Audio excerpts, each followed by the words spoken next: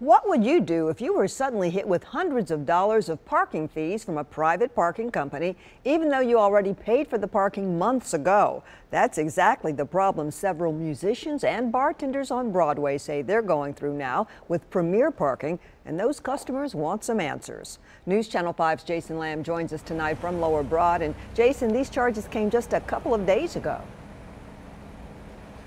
Yeah, that's right. Hundreds of dollars all at once. And beyond just impacting the people that work down here on Lower Broad, this could impact people that live all around the world.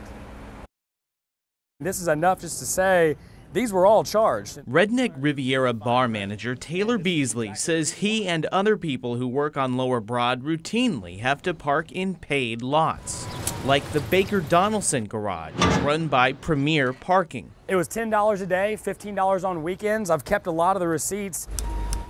So Taylor says after he parked there dozens of times months ago and the charges had gone through, he was shocked to see this show up on his debit card 2 days ago. Several of those parking fees charged a second time, all at once.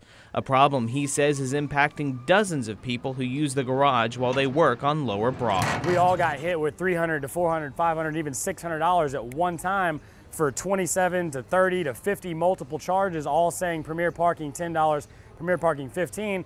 It just kind of caught us all by guard. And Taylor says even if there's a possibility that some other customers weren't double charged, it's not fair for Premier Parking to charge the group of parking fees all at the same time months later, because he says there's nothing in the fine print anywhere that says to expect that. In this business, we learn to read the fine print.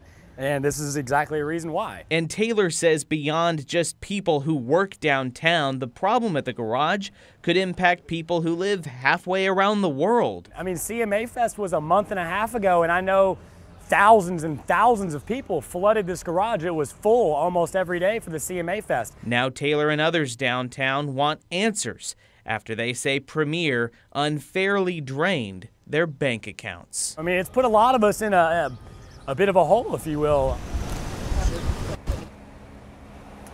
And we reached out to folks at Premier Parking by both phone and email today for their comment on this story.